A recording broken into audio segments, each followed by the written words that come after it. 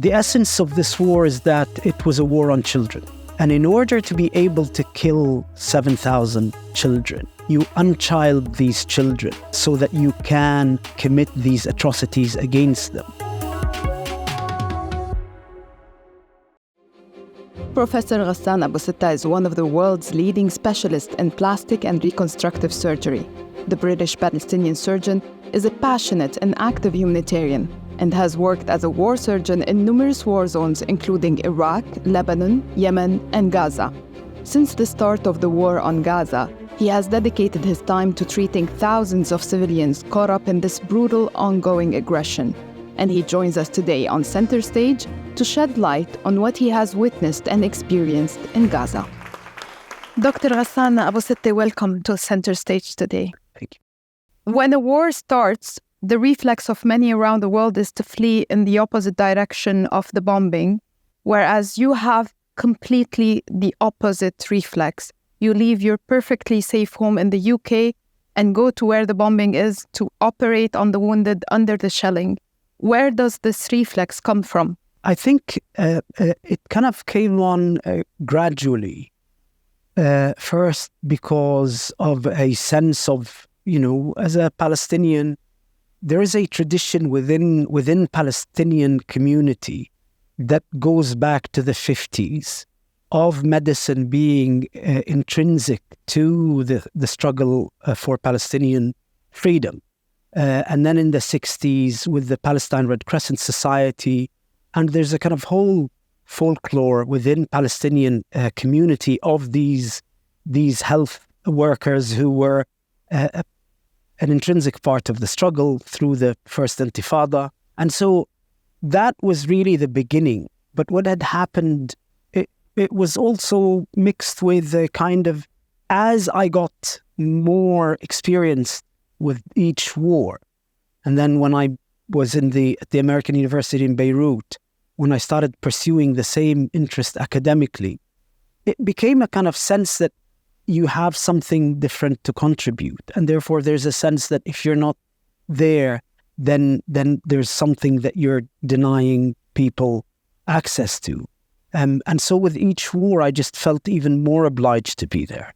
Can you tell us, when did you decide to go to Gaza this time? So really, by the end of the day on Saturday, the 7th of October, I kind of felt that what was about to happen to Gaza was a major assault, and that the consequences are going to be dire.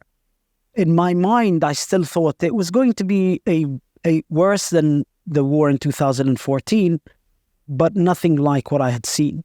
Saturday night, I reached out to my contacts at Doctors Without Borders, MSF, and by Sunday morning, I had the ticket, and Sunday night, I was in Cairo, and by Monday morning, the 9th, at 8 o'clock, I was waiting at Rafah checkpoint to get through. You've seen a lot in this war. People who follow you have seen daily testimonies, almost daily testimonies. So what, in your opinion, are the main things that the world should not forget about this war? The essence of this war is that it was a war on children. There's 7,500 confirmed children that killed. There's expected that there's around 2,000 to 2,500 still buried under the rubble. And there is between 17,000 and 20,000 wounded children. As Save the Children said, this is more than gets killed across the whole world in a year. And I think that's the biggest crime the world needs to face up to in this, this horrendous war, is that 45% to 50% of all of those wounded and killed were children. The UNICEF declared that Gaza became a graveyard for children. At the same time, there were officials, world leaders, doubting the numbers coming from Gaza. You had Human Rights Watch saying that they never had any reason to question the numbers coming from the Ministry of Health. You, under the shelling, with the rest of the medical team, with the civilians getting killed and fleeing and running for their life, trying to survive, how were you receiving all this debate? I think what happens in order to do inhumane things to people, you first need to dehumanize them. And in order to be able to kill 7,000 children, you need to unchild them. You need to create the rhetoric by which their lives don't matter the same way killing 7,000 children in London or Paris or Berlin or anywhere in the States. You unchild these children so that you can commit these atrocities against them. And you kind of always, it was in the background, you kind of would, just from the kinds of questions that you were getting from journalists, particularly Western journalists, that, you know, where the starting point was the Israeli propaganda. And your job as a victim was to prove and disprove it continuously, rather than the starting point is what is evidently in front of people. And so your job is not just to accept the death of these children, but to actually show beyond a shadow of the doubt that each child is counted for. And that's what the Ministry of Health did. It published the names, the ID numbers of all of the dead until Shifa collapsed. What was the most hurtful question you received during your presence in Gaza? I had just come out of Al-Ahli Baptist massacre, and I had received a phone call from Western journalists who basically started the question by telling me that what was my comment on the fact that this was a Palestinian missile. And suddenly you're thinking, you know, is it complicity? Is it a kind of racism where, by virtue of their whiteness, Israelis and their narrative is never doubted? So even when you see them murdering a whole people, you always assume that they can't possibly lie. They might murder, but they can't lie because they're like us. Or whether it's just propaganda or a political position. But certainly that was, for me, the kind of first moment I thought, at no stage did he bother to ask whether what I thought as someone who saw the massacre unfold. This whole massacre that day, it was one of the first massacres where we had this number of people dying, and then immediately the world started debating whether it's a Palestinian rocket or not. How do you perceive the timing of those debates? If you were to ask what was the hospital that was least likely to be attacked, anyone in Gaza, they would tell you it's the Ahli Baptist Hospital. It's run by the World Council of Churches. It's the Anglican Church in the UK. There's a bishop in the UK who is responsible for it. And so there's a sense that it was protected. And I think that's why the Israelis chose it.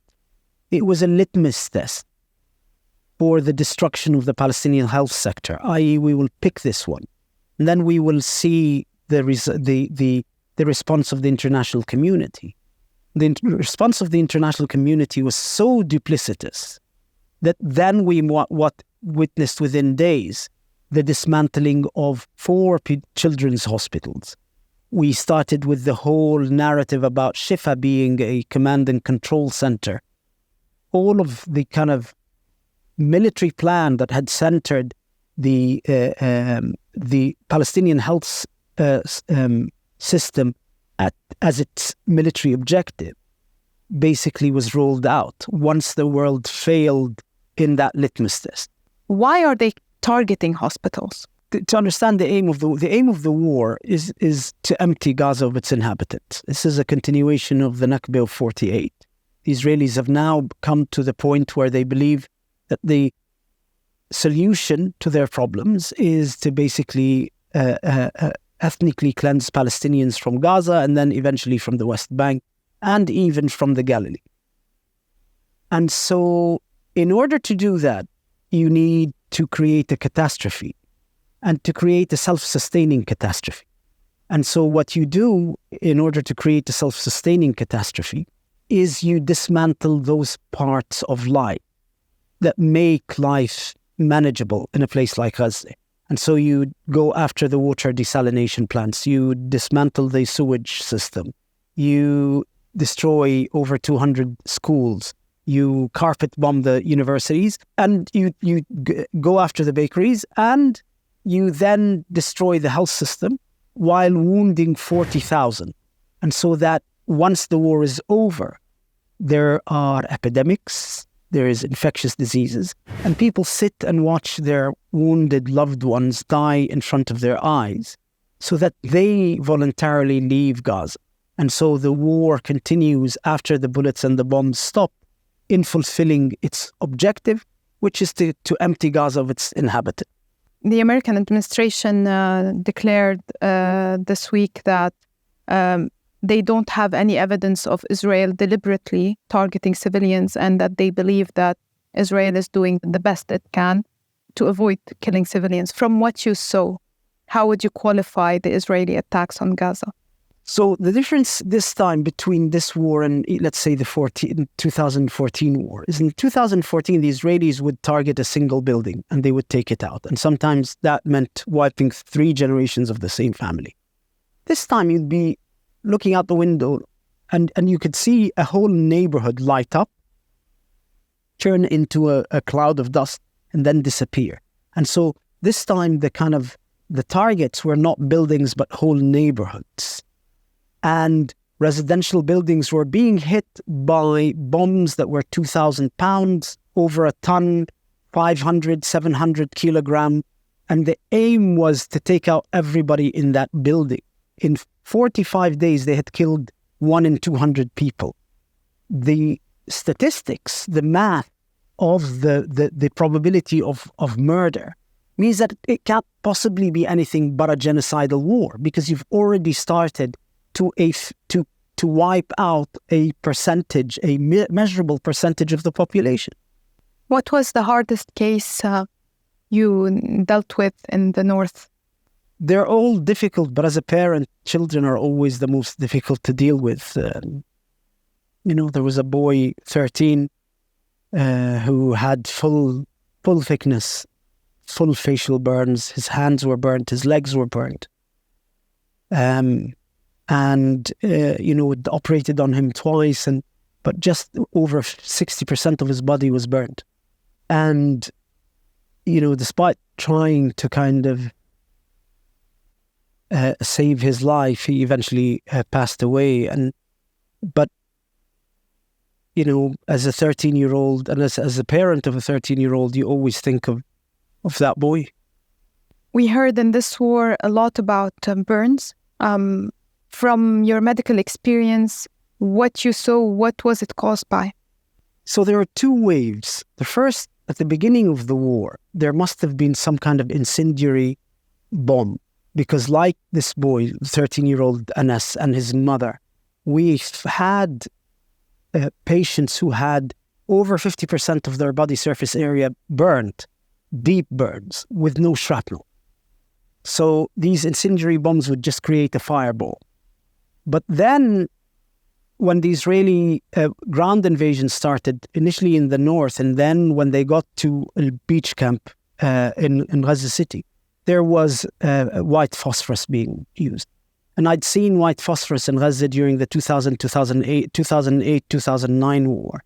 And it's very distinctive. If you've seen it once, you kind of immediately know what it is. So because it's a chemical, and the phosphorus continues to burn as long as it is exposed to oxygen, the bomb explodes mid-air, and then it covers a wide area with a canopy of white phosphorus pellets. And so when they land and they touch the tissues and the clothes, they will continue to burn, and they will burn right through like a drill. They will drill right through until they reach the inner part of the body, whether it's internal organs or bone. And so this boy, a 13-year-old boy, and his father that I'd first treated, it was down to bone, and his father was down to ribs, the burns. What was the moment when you decided to leave the north to begin with? At 5 o'clock in the morning, having been operating all night, we ran out of anesthetic. Uh-huh. And the anesthetist told us that was it. There is nothing else that we can do in terms of putting patients to sleep. And then I realized that, the hospital had turned into just a first aid station, and that there, as a surgeon, there was nothing left for me to be able to do. And it was just too painful to just bandage the wounds and stack them up. So I thought I would go to the south and find a hospital and try to be useful there. One anaesthetist and 3 of the young nursing staff, we decided to walk. Took us 5-6 hours just to get to the south. You have to walk through Salah ad-Din Street, where the Israelis had set up a kind of almost like a bottleneck where they can watch people as they pass by and arrest whomever they want to arrest. And it was probably one of the most kind of depressing and heart-wrenching experiences, because the road was just full of thousands trying to push elderly relatives, trying to push wounded relatives down this road that the tanks had basically plowed up. And there were bodies on the side of the road. How did you take the decision of actually leaving Gaza? When I got to Nusayrat camp in the central area, which is in the kind of southern part of Gaza, the idea would be that I would just join a hospital that I had worked with in the past in Nusayrat camp. And the first day I was just in the emergency department and we were just doing dressings. And then the second day I was doing dressings and I was trying to get patients to the operating room. And there was just no possibility. I called a couple of friends in some of the other hospitals and they were basically unable to take their cases to the operating room because there wasn't enough operating room space. And that's when I kind of thought, well, I mean, the problem is the system has collapsed so much that the lack of surgeons is no longer the problem. The problem is that there's no capacity left in the system. What needs to be done now? The health system collapsed, people are starving, winter is already here. What needs to be done right now? Well, right now there needs to be a ceasefire.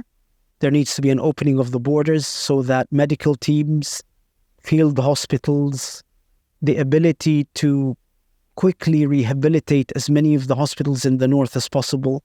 All of this needs to happen immediately. Now it needs to happen so that these 40,000 wounded do not die of their wounds. And so we don't get the epidemics that have already started. We've got hepatitis A, we're going to get cholera, we're going to get typhus, we're going to get respiratory diseases as the winter proceeds. Because these schools that are, centers for the internally displaced are so overcrowded. They're so underprepared in terms of toilet facilities, in terms of heating, that within a couple of weeks, we're going to start getting outbreaks of infectious diseases. Describe us one of the hardest days you had to work during. There was a day in which I had to do amputations on 6 children. There was a day in which we'd run out of ketamine, which is an anesthetic, and ended up having to clean the wounds, major wounds of patients all day, including some children, without anesthetic or without morphine, because they were getting infected and their life was at risk as a result of these infected wounds. There were days when we went back to work right after one of our colleagues had been killed. There were days when I continued working after I'd kind of made my peace with the idea that I'm most likely never going to go home. They were all very difficult days.